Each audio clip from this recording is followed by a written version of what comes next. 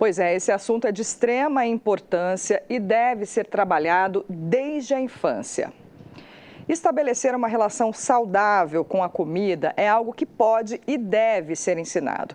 A Luísa Minas está com uma nutricionista e vai passar informações para a gente. Tudo bem, Luísa? Boa tarde. É isso mesmo, boa tarde, Fran, boa tarde para todo mundo que acompanha o Boletim Legislativo nessa tarde. E olha só, como a gente viu, né, na última reportagem, compulsão alimentar é um assunto sério, né, e que muitas vezes, né, em muitos casos, esse assunto começa a dar indícios na infância e na adolescência, né, e por isso o cuidado com a alimentação tem que ser desde essa fase da vida. E por isso quem me ajuda a trazer mais informações é a nutricionista Aline Correia. Aline, boa tarde. E eu já começo te perguntando, então, qual que é a importância da educação alimentar?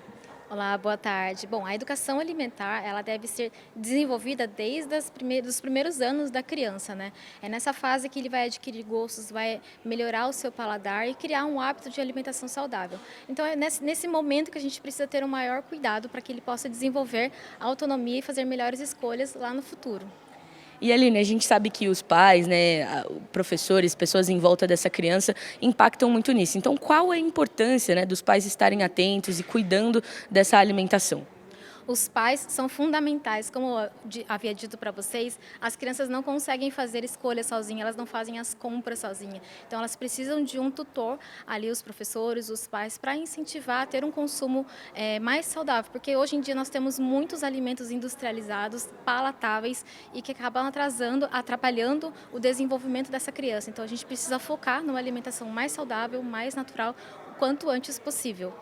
Aline, a gente sabe que muitos pais também nessa faixa etária, acabam impondo limites, né? Acabam pressionando essa criança a se alimentar de maneira correta, às vezes o que eles acreditam ser correto. Então, qual é a importância também da gente estar em alerta esse tipo de posicionamento dos pais?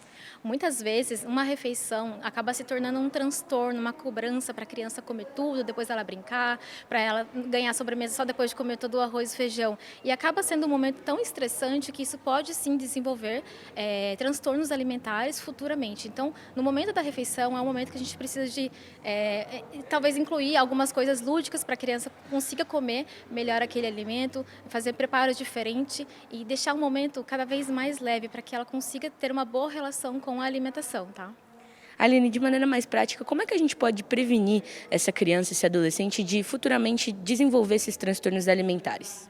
Bom, a melhor forma de prevenir é você colocar a criança em contato com os alimentos, mostrar para ela como é importante os nutrientes para o seu desenvolvimento, tanto físico quanto a parte do desenvolvimento na escola mesmo, para que ela possa ter energia para brincar, para estudar. Então, assim, quanto mais ela estiver a par da importância desses alimentos, mais ela vai querer consumir esses alimentos para se desenvolver de uma forma melhor, né? E, Aline, para finalizar, a gente sabe que as crianças e os adolescentes passam a maior parte do tempo na escola, então há um ambiente onde eles lancham, almoçam, a gente tem que estar atento também a essas refeições. Você tem alguma dica para passar para a gente desses momentos? Quais são os alimentos mais adequados? Hoje em dia nós temos a ABESO, que é a Associação Brasileira de Obesidade, e eles fizeram uma cartilha muito bacana mostrando qual é a importância dessa alimentação, com várias dicas da montagem dessas marmitas, com várias receitinhas bem práticas de fazer. Então é importante que a gente monte essa lancheira com a criança desde pequenininho, para que ela vá desenvolvendo esses melhores hábitos, vá tendo uma boa construção com a sua alimentação e não tenha nenhum problema futuramente com sobrepeso, obesidade, transtornos alimentares, e que ela consiga desenvolver da melhor forma possível e ter uma boa saúde em dia, né? Então uma dica é a gente sempre optar por alimentos saudáveis, alimentos caseiros e deixar um pouco os industrializados, no caso de uma emergência, e escolher esses industrializados, porque temos os industrializados bons e os ruins. Então a gente precisa incentivar os pais a olharem os rótulos dos produtos para fazerem melhores escolhas. Aline, muito obrigada pelas informações. Fran, como a gente viu, né, esse é um assunto que rende bastante, os pais têm que estar em alerta, sim, com a alimentação dos seus filhos, e a gente espera, né, que com essa alimentação saudável, essa criança cresça e tenha cada vez mais saúde e vida. Eu volto com você aí no estúdio. É isso, Luiz, é o que a gente deseja, sim. Muito obrigada, viu, pelas informações.